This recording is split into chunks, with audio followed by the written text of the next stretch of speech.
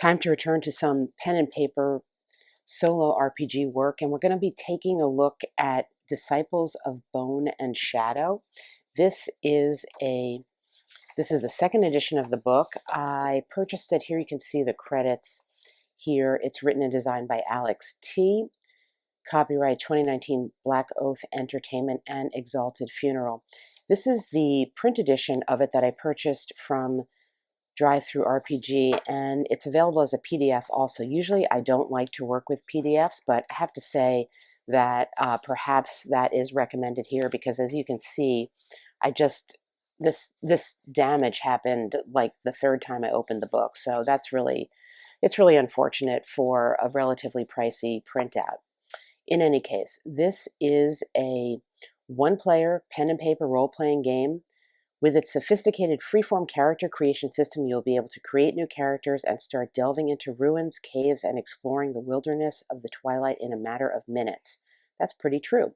With the help of the tables and systems found in the rulebook, you'll be able to generate a fresh new world on the fly with no previous preparation required. Again, pretty true. There's a little story at the beginning of the book that I will leave you to discover on your own, that gives you a little bit of flavor text for a character waking up alone in an environment and facing perhaps something deadly, perhaps. And then you get a very brief description of the Fractured Dominion, which is the world that you live in. It's a place of eternal dusk with the sun never truly setting or rising, a land of perpetual shadow. The Fractured Dominion is the only truly inhabitable area in this demon world. To the north is eternal sunshine and maddening heat. To those who wander too deep into the scorched wastes rarely come back. And in the south lies the land of the conquered sun, a place of never-ending darkness with cold and unspeakable horrors lurking in its frozen landscape. You pretty quickly can get into the game. It says it's designed to be played solo, though it could be played with other players and even a GM if you want. It takes place in this Fractured Dominion, as mentioned. It's not a simulation game, and as such, there is little to no prep required prior to the gaming session. You have some basic rules, which I will review here, and then basically we'll just get into gameplay. It uses D6, D10, D12, etc. It has a roll under system, so you have a value from 1 to 100 in several different skills, or from 1 to 20 for attributes. And when you need to perform a test, you have to roll under the given number in order to succeed. So, well, it gives you an example here. Zarna suspects there's something off in the room she just entered, so she decides to check it thoroughly. For that, she will use her perception skill, which is 45, meaning she has a 45% chance of success. And she's got to roll basically under 45 with a D100 to succeed. The character creation, I'm not really going to take you through because I don't think it's terribly significant for this video. I just followed the basic character creation and came up with some values here for a character that is not really part of any class or anything. So my strength ended up being 17, dexterity 13, constitution, will, etc. These are the ones that I would be rolling under 20. Or I should say rolling a d20 for, and then I have some skills here: dodge, first aid, one-handed melee, parry, perception, range, sneak, and throw, and the attributes that I ended up with that we'll see as we go through. One thing that was a little strange here is you get the description here under characters. There's no classes here. During character creation, you create your characters as you see fit, but by choosing which stats to increase and selecting items from the available gear as long as you can afford it. And here are your attributes, pretty standard attributes, and your starting skills, and an explanation of how you can buff up your skills a little bit. But then at the end of all of this, you get a section on archetypes. It's not called classes, it's called archetypes. Archetypes are player character templates with predetermined skills and attributes that you can choose to start with or you can acquire through play. These archetypes represent the most common roles and play styles and can serve as a guide. And then they give you an instruction. Although you're free to create a character from scratch and distribute your points as you want, choosing one of these is a great idea if you're looking for a place to start, except this comes all the way at the end of the character creation. The Acolyte, the Brawler, the Burglar, the Hunter, and the Vitalist. Well, I didn't do any of this, but I think if you were wanting to do that, you would start here before going somewhere else. So that's on page 22. So you might turn there first if you want to go for the archetypes. And then there are advanced archetypes that characters can strive toward playing. So these are things that advanced archetypes, as it says. There's equipment, and there is a weight rule here where you can only carry a certain number of items at once, and everything has a gear slot amount, and your gear slots are equal to your strength. So you have to be paying attention to the gear slot value when you choose things. Now, it's a little unclear whether you start with any equipment or not because you don't start with any money or shells in this game. I will say that there is very little metal in the Fractured Dominion, and it is not wasted on coins. So seashells are the main currency here, and you can find them as you travel around, and sometimes you will find precious and semi-precious stones instead of shells. For weapons and tools, substitutes for metal can be found in combinations of bone, stone, leather, and wood, and they list the items here. Rich merchants, nobility, and some elite troops are seen carrying metal weapons, but you may be a lucky scavenger and find a relic from the past that is metal. You can purchase any items from the list below for any settlement, and you can also sell your own equipment when you get to a settlement. And the equipment list is here. This is a fairly compact system. The book itself is, let's see, well, the pages in the back are not numbered, but you've got 79 or 80 numbered pages here, and this is the whole book. So you're going to find the benefit of this is it's self-contained. The detriment is that you're going to find relatively small amount of items, for example, in an equipment list. One more point to make here. It says that as a solo player, you should start with 2 characters because that should be the minimum of the party. And then it says if the game is too challenging, you're free to make a 3rd or 4th if you choose. The next point I want to make is that in the starting archetypes, so one of my characters is going to be just the one I made, and one will be one of these starting archetypes.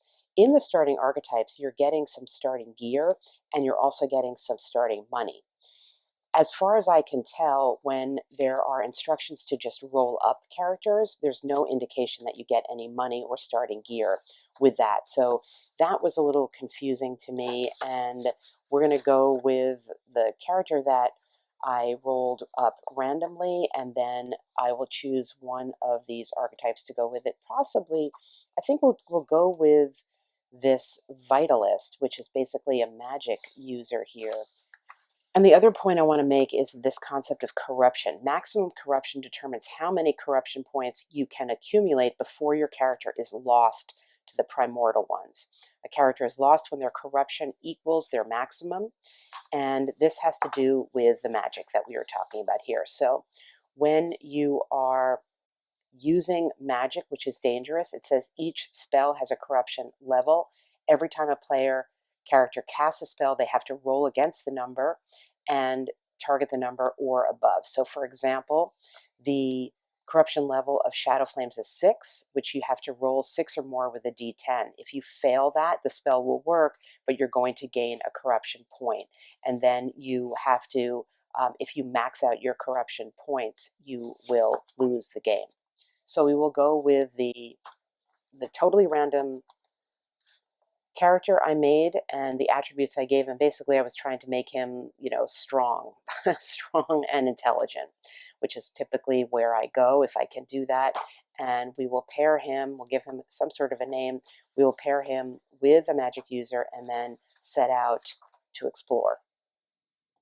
We're going to set out here and hope for the best with Silver Watcher. He is Silver Watcher of the Underworld. This is our Vitalist, and he's got his stats and things such as we already discussed, and he's got these 2 spells, Cauterize and Cleanse Poison, and he will be traveling with Thoros, the Guardian in Darkness. And I got these little appendages or monikers for them just from another source, rolling randomly, just to give potentially a little flavor. I don't know whether we'll develop it or not. I've printed out here the overland hex map that we will be using. We're also going to be taking notes along the way, and if/when we get to interior structures, we can map them potentially on this. I might go with something larger, but I'm trying to stick as much as possible to the original source material. We are going to give our Vitalist any one-handed weapon and a shield, and we're going to give him 4d10. So want to show you the shell roll, at least on camera. So I've only got 2d10 here, but so we rolled 9, that's 10, 11, plus 11, 12, plus 6. So we're only starting out with 18 shells of money for the Vitalist, but we will make a note of that, and we will also note that he's going to pick up a one-handed weapon and a shield, and we'll make the relevant adjustments for that. All right, we're going to set out here with our rolling on the hex. We're starting on hex 1, and the first hex is considered empty, so choose a direction to travel and roll on the hex exploration table once per hex. Each hex takes a full day to explore, and each feature you uncover is permanent. So we're going to need to keep track of it. So we are here in hex 1, and we're going to indicate that with an S for a starting hex, and we're just going to travel inward a little bit to hex number 2 and give this a roll and see what we might find on hex number 2. 18. We find abandoned stock. Half buried on the side of a forgotten road, the party finds the scattered remnants of a caravan. They find D20 shells worth of trade goods. That's awesome. Actually, 2 D20 shells. All right. I don't have 2 D20 here. Let me pick one up. All right, I got another D20. I did not need, I know I would need 2 of them. And this is, let's just refresh our memory. I need to note the ruins, right? No, not a ruins, abandoned stock. Find 2 D20 shells worth of trade goods. Now, you may recall, I think I mentioned this in the video, I didn't start out with any items. It was ambiguous to me for the character that I rolled up. Even though he was kind of like a fighter type, I did not get any items with him and we had no money to buy anything. And our Silver Watcher of the Underworld is a magic user, so he just came with some spells. So let's hope for a good roll here, and then hope to find a place that we can buy some stuff in. So we rolled, well, could be better, could be better. We have, that is, oh, well, actually, definitely could be better. That is, unfortunately, 10 shells worth of tradable items, but listen, it's better than nothing. I didn't have anything before, so we're gonna give the shells to the Vitalist. This is going to be a party thing, and we will continue on making a note here of hex 2 is the abandoned stock. Actually, also clearly need a better pencil. We're going to call that 18 on the slot, and we're gonna go down to hex 19 now. We're going to travel south. We'll call that south, down to 19. Let's use this D20 to see where it gets us. Gets us to 8. 8 is a minion. The party finds themselves facing a group of wandering enemies. Roll on the Fiends and Foes table. Well, of course, that was bound to happen pretty quickly. So 5 to 8. Whew, okay, it was not immediately apparent where this is. It's way at the back in an unnamed page. It's a D10 table, the Fiends and Foes table. So we will give this a roll and see who we are encountering now. This is a 7. We are encountering some crawlers. So we're going to go back here to check them out. Hopefully they are, here we go. These armored beasts like to hide in dark, closed places like ruins and caves where they find mosses and other vegetable matter to eat. Extremely territorial, they will immediately charge anyone or anything that comes near them. Their giant pincers can tear apart a grown man in minutes, so travelers tend to simply run away instead of confronting them. Perhaps that's a clue. No loot from this beast. There's only one of them. Okay. 160 hit points and awareness of 15, initiative of 10, 2d10 plus 10 damage, and well, we're not a seasoned character. So let's figure out how we're going to deal with this. All right, I've done some thinking about it and taking the cue from our description here, where most people want to avoid it, I'm going to attempt to avoid this combat, even though I'd like to show you combat, but I'm going to attempt to avoid it. We'll see. I don't know if we'll be able to. They have an initiative of 10, and per the rules, to avoid combat, I believe I need to roll above a 10, so that would be an 11 or more over, rolled above the D20. All right, let's see if we can avoid this combat, and if not, then we'll do it. So we rolled an 18. We're going to just avoid this combat. Now, also taking a cue from here, it says that they like to hide in dark, closed places like ruins and caves.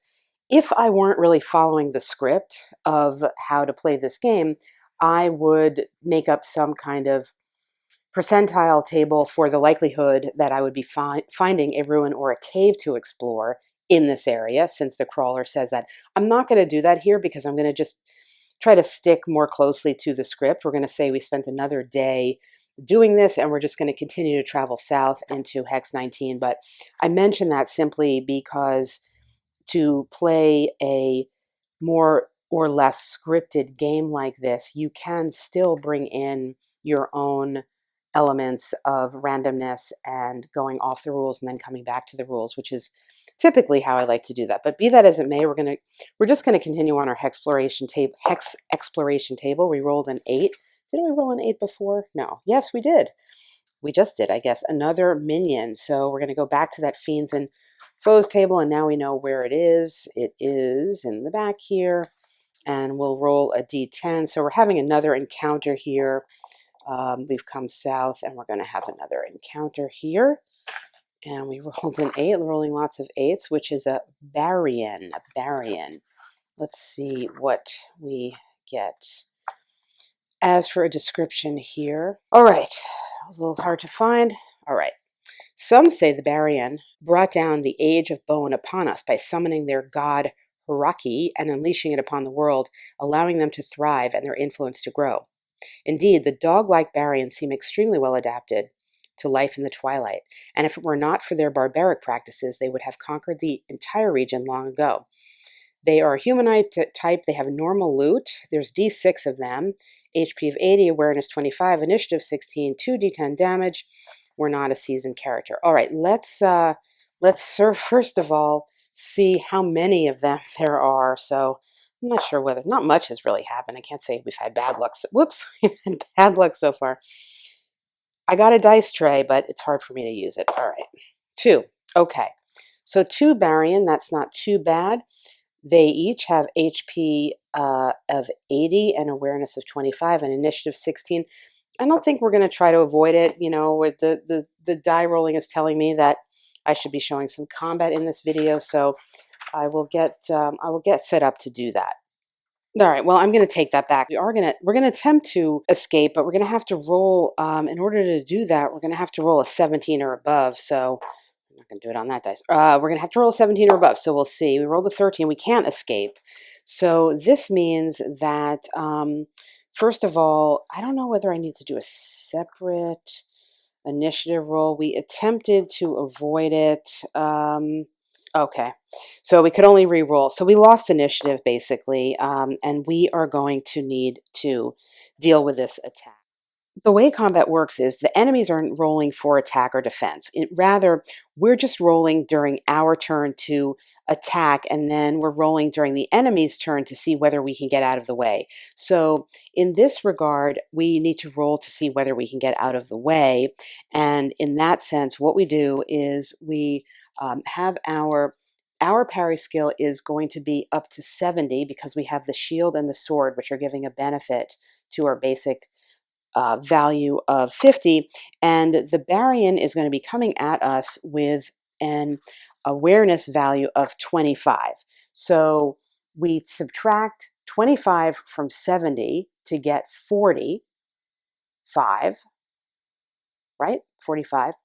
They are going to be successful at attacking us, or rather we're unsuccessful at getting out of the way, however you want to think about it, if they roll a 45 or less. So they rolled well. They rolled an 8. You can't see that. They rolled an 8. So we are going to be the recipient of their attack. They do 2d10 damage when they do manage to hit.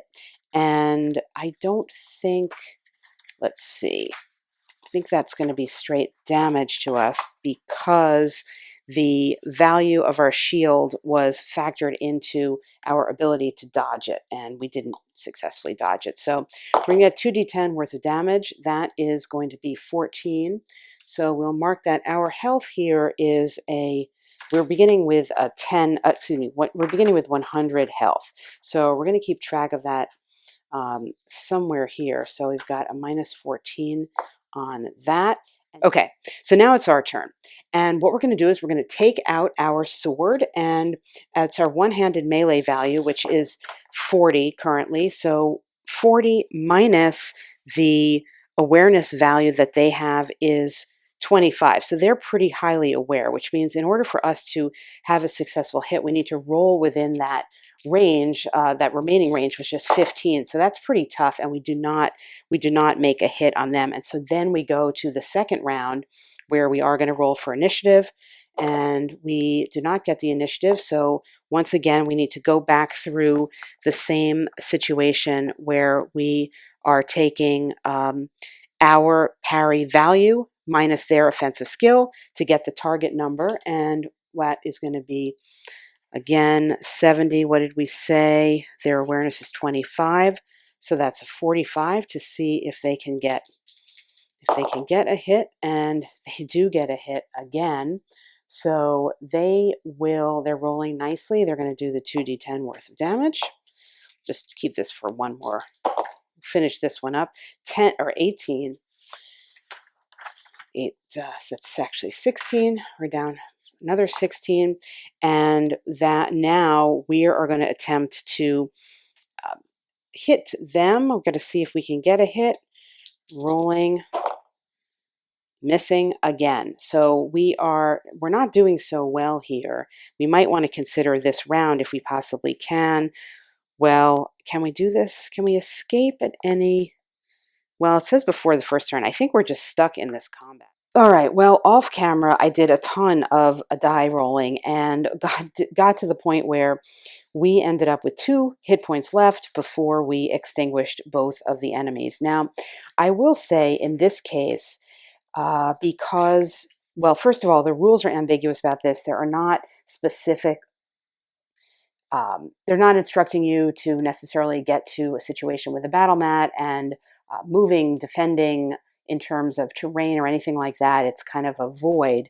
It was just a lot of die rolling. It was pretty exciting at the end, though, because I thought I was going to have to come back on the video and say, I died, but let's pretend I didn't so I can show you a little bit more of the game. But actually, we got 2 health points here, and we do have, well, actually, I wrote this on the wrong thing. The Guardian has 2 health points. Again, ambiguous as to how to do this, but our Silver Watcher was literally just standing around watching this whole thing unfold because there was nothing he could really reasonably do. He would have had to roll his unarmed stat, and that would have been certain death. So we're going to pretend he was cowering somewhere, but now he's going to come in with his corduroys spell, and I will show you in the next clip how he uses that. But basically, there's a lot of die rolling in the combat, and I would recommend perhaps creating a little bit more of an environment to give your character something to do, to use some of their stats, like in between the rounds. Is my character able to hide behind something successfully? And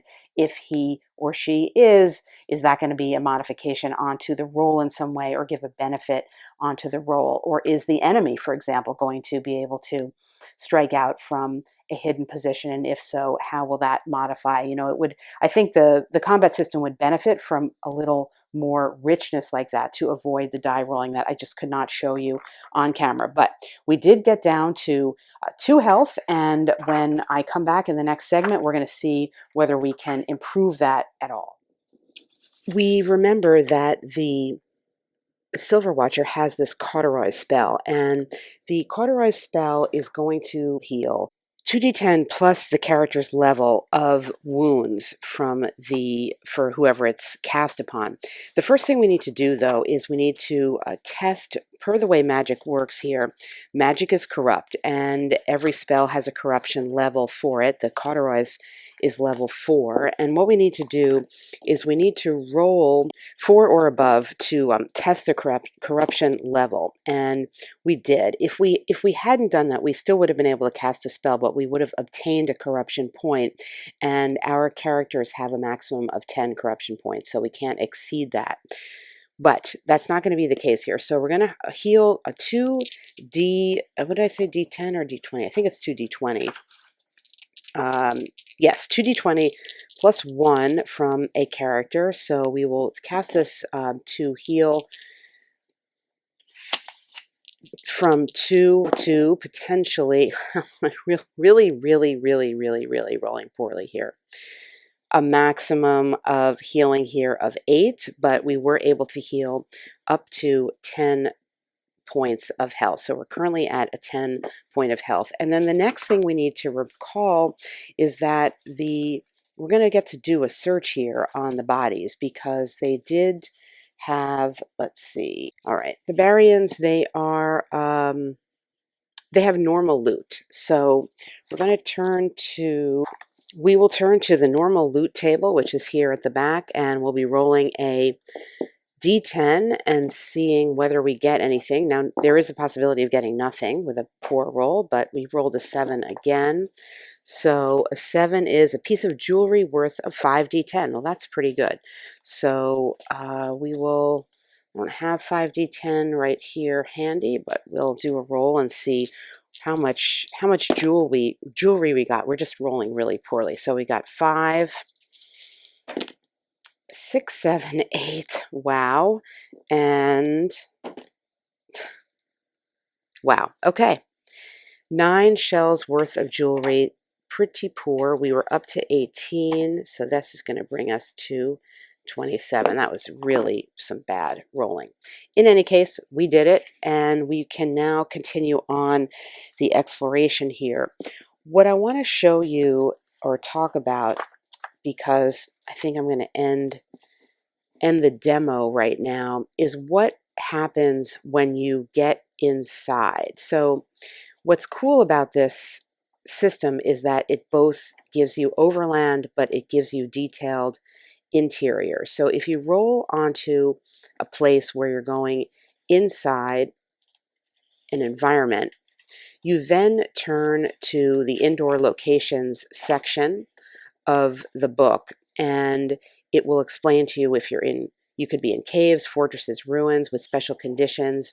And then there is an entire section on how to map the interior locations, and you roll on this chart here to give yourself the starting entrance room structure and continue on to build out the interior exploration space. And then within the interior exploration, they will give you tables to roll on if you're in corridors or rooms. And I'm not going to do this here. There's special features and traps. I'm not going to do this part here because, well, first of all, for the length, but also this is very similar to many other kinds of videos that I've done. But you can see how it will provide you, it'll build out an interior environment, and you will, when you're in there, have encounters and things of that nature.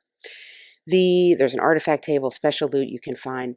The point that I want to make about the overland portion is, again, adding in, I think, more features, more terrain, more of the physical environment that you find yourself in with your characters facing your enemy, I think would, I said earlier in the video, I kind of misspoke and said, it would eliminate some die rolling. It would not eliminate die rolling in the combat, but what it would do would be allow you to add in some aspects of more tactical combat if you were hiding behind something, if you were trying to avoid a trap or a an environmental feature that could cause some damage or throw your enemy off or impact the die roll in some way.